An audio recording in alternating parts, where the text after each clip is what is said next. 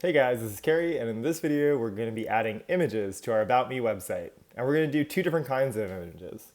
We're going to add images that already exist on the internet, for example, those that we find from like Google search or another website.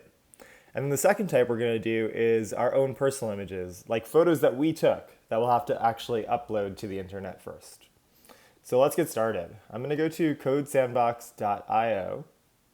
Oops, I don't know why it took me there. I meant to just go straight to the website. All right, so now that I'm at codesandbox.io, you might need to log in. So log in with your Gmail, but for me, I've already got it, so I'm gonna click my About Me. So let's see. So for my About Me, I've got some basic styling here. I've got a bunch of stuff. I'm guessing your sites might look a little better than mine at this point. So let's see. I want to add an image to my site. So adding an image is adding a thing. And whenever we add like stuff to our website, we're going to be coding in HTML. So make sure you're in the HTML file to start today. So the next one I'm going to look up is I'm going to look up image HTML. It looks like I've got this W3 Schools link here. So I'm going to click that one because this is a site that's been useful for us before. And it looks like in order to create an image, I'm supposed to do something like this. So you could copy this and then modify it, but another way that you could approach looking at things on a website is once you see the basic structure, I'm like, okay, I'm going to make an IMG tag. So I guess I'm going to do this at the very bottom of my page, and then later I'll put an image somewhere else. So I'll type in IMG, and I'll press tab. And I can see that the structure it gives me, SRC, which actually stands for the word source, and alt, which stands for alternate, matches exactly what the W3 Schools example is giving me. So now I need to actually get my image that I'm going to put here. So I'm just going to search for dog on Google, because I like dogs, and I guess, it's a good image to add to my site. This one's really cute. I want that one that was like saluting or something. But they're all kind of cute, actually. Let's see. I'll click this one. It's like a puppy. It's cute. So when you find your Google images, you want to make sure that you're not taking the images from the layout like this. You'll take the images by clicking on it, and then once it's big, we'll get the image from here. So what I'm going to do is I'm going to right-hand click or control click on this image here. And I have to get the address of this image. So there's a couple of very similar options that can confuse students. Don't use copy link address. We want to copy the image address. The link will refer to the website where this is. The image address is just the image itself. So I'll copy the image address. I'll go back to my site. And then the source of my image is going to be that address.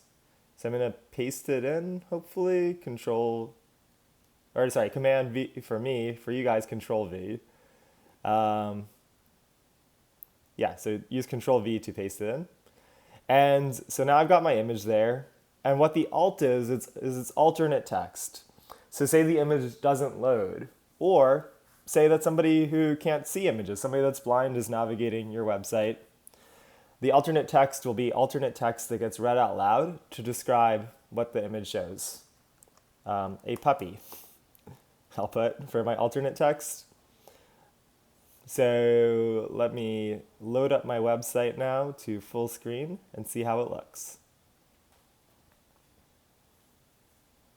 All right, so I got my page. Oh my God, and then down here I've got the dog, but there's a problem. It's a giant dog. So what I need to do now that I've got this image on my page is I need to style it.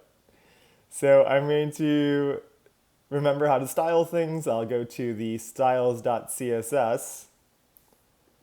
The thing I want to style is an IMG element. And I want to make that so that the height of that IMG element is something reasonable. I'm going to guess 200 pixels. So let me refresh this here and scroll down. Okay, that's a much more reasonable sized dog. The last thing you might want to do is you might want to put this image in the middle of your page. So what I'll do then is I'll do display. Oh, sorry, I should say this. There's two lines of code that you have to put whenever you want to put an image in the middle of your page. They're display block and margin auto. And I'll explain what those mean. So display block means this image will take up the entire block of space here. It won't share this space with anything else. I can't put anything on the side of it. And then within that block, I'd like to set the margins, the white space on the sides of the page, automatically, which will put this image in the middle because it will automatically make the margins the same size. Let's see how that looks if I refresh it. Yay, my dog is in the middle. So the margins are this white space here. Okay, I like that.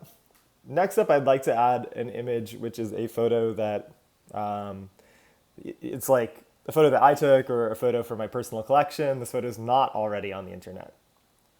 So in order to add an image that you took, hopefully you sent yourself some pictures by email.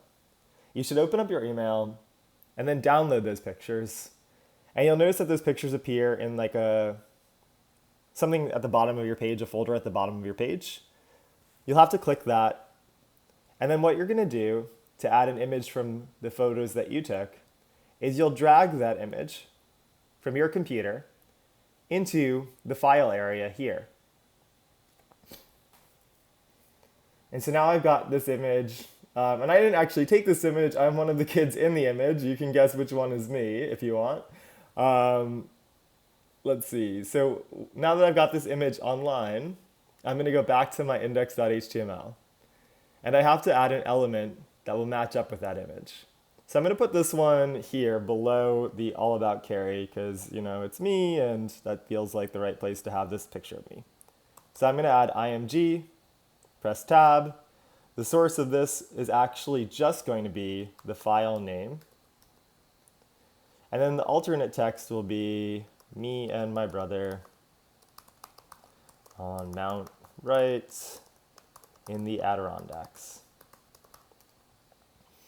Okay. I guess it should be my brother and I, but oh well. Okay, so now up here I've got that image. And what you'll notice is this image is actually getting the same styles as the dog image. It's centered already, and it's already resized appropriately. You can add a lot of other styles to your images, like borders. A really interesting one that you can do is you can do border radius, and I'm going to put 100%.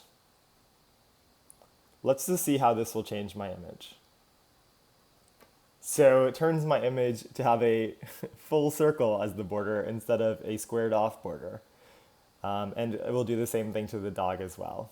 So I really like how this website is coming out for me. Hopefully you like how your website's coming out, and let's add some images to our page.